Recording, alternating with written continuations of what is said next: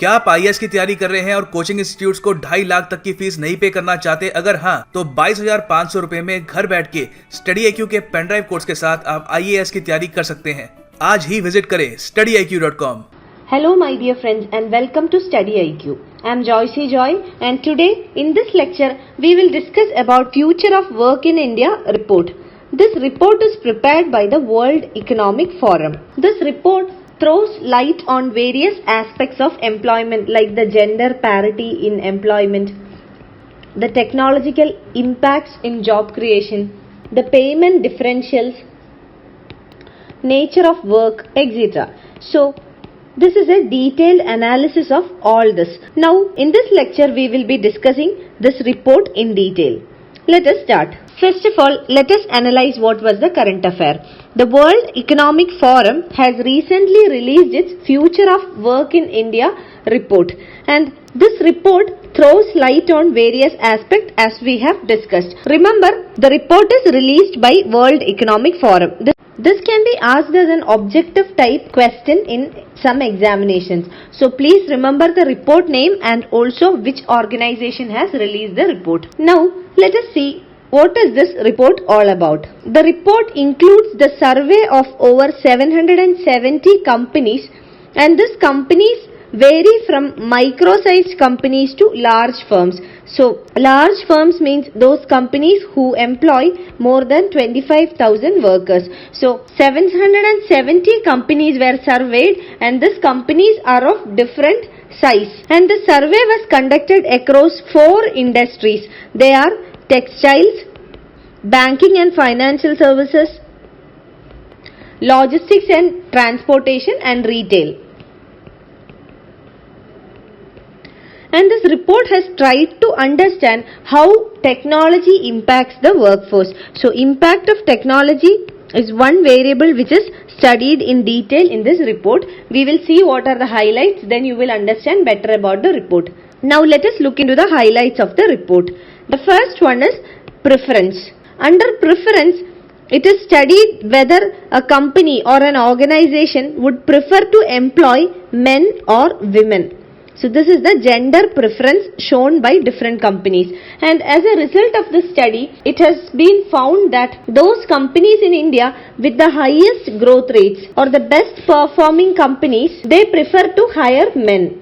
So in the best performing companies, the preference is given for hiring men. And out of the total companies that were surveyed, only 11% of the companies preferred to employ women. And in case of those companies which have the highest rate of employment generation, those companies also, only 26% of them preferred to hire women. So it is clear that there is a preference for men in employment. Now, second one is jobless growth. The report takes into consideration the worldwide concern for the technological adoption and what happens when technology is adopted. Technological adoption could replace human workers. And what happens when technology replaces human workers? There will be jobless growth. What is meant by jobless growth? Jobless growth is a concept where the percentage of economic growth is not equal to the percentage of employment generation in the economy. So there is a disproportion between economic growth and employment generation. Ideally, in an economy, as the economic growth progresses, there should be a progress or similar progress in the employment generation as well.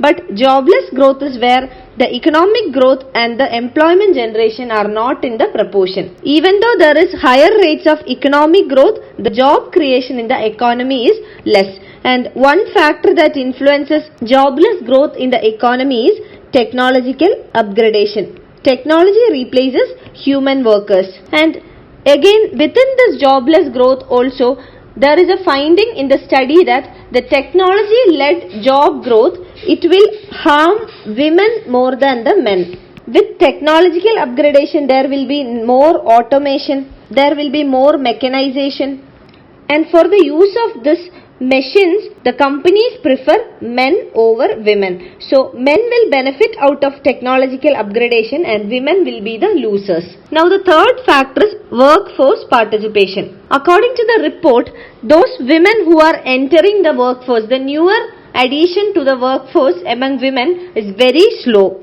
It is slower than the current female workforce participation. And in this regard, there was a recent survey which was conducted by All India Survey on Higher Education.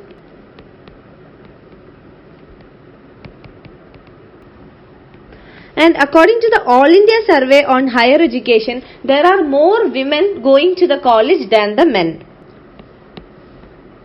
And when it comes to a particular study that is regarding the undergraduate science programs, the number of women and men who are going to the colleges are equal.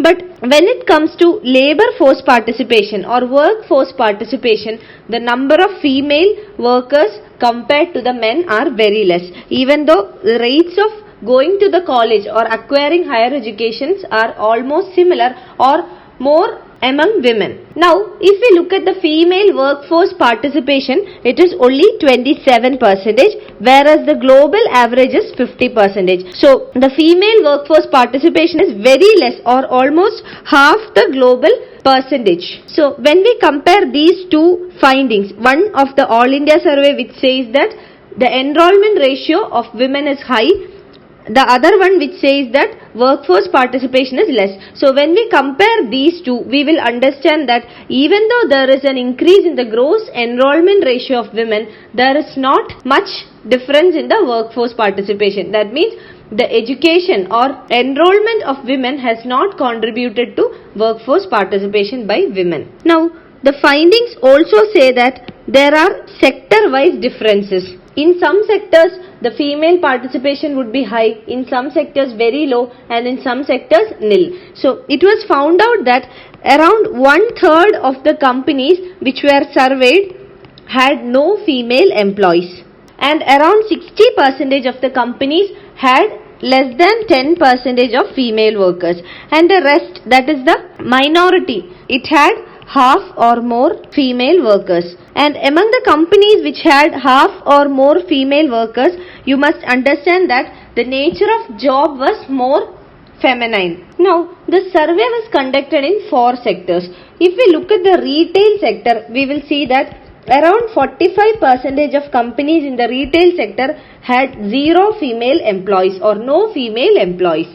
And when it comes to logistics sector, under logistics and transportation, 36% of the firms or companies had no or 0 female workers.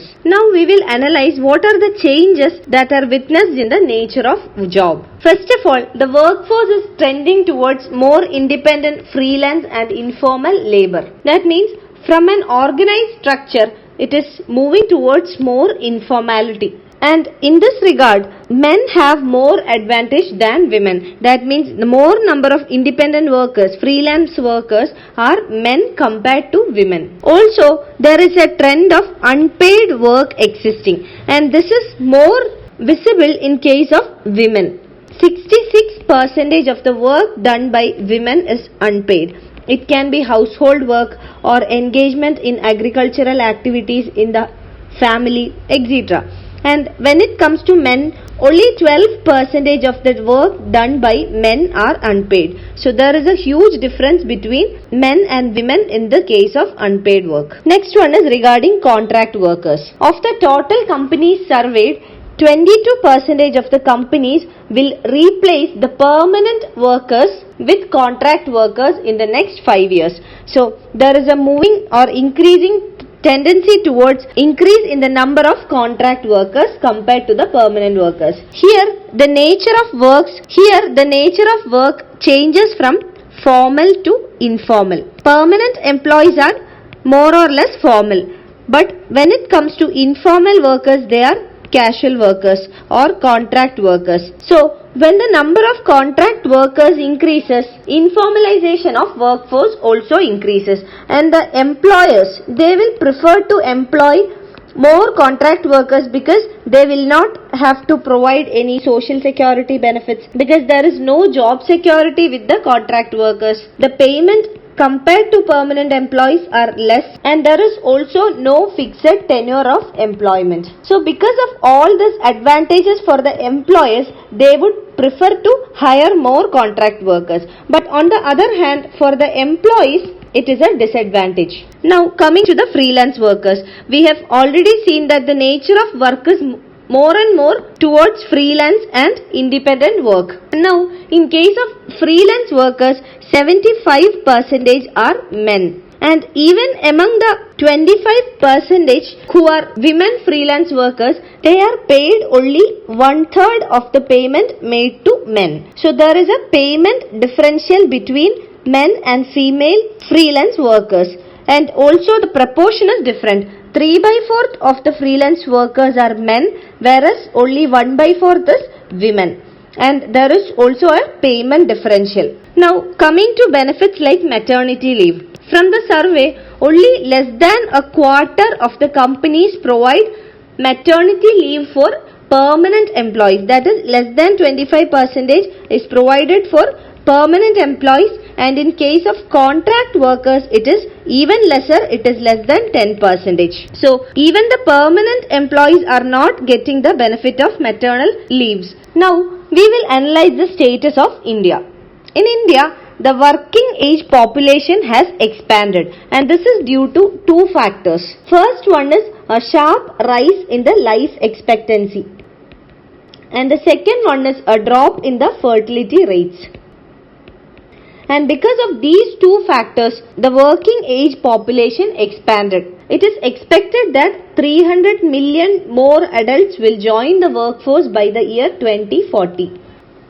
So every year 1.3 million people enter the workforce. And according to the Future of Jobs report, machines can overtake humans in the workplace in 12 key industries by 2025. And around half of the companies in India expect automation to replace full-time workers. That means the percentage of full-time workers in Indian companies will come down in the next 4 to 5 years. So this will lead to jobless growth. Why? Because with mechanization and automation, the efficiency of the companies will go up.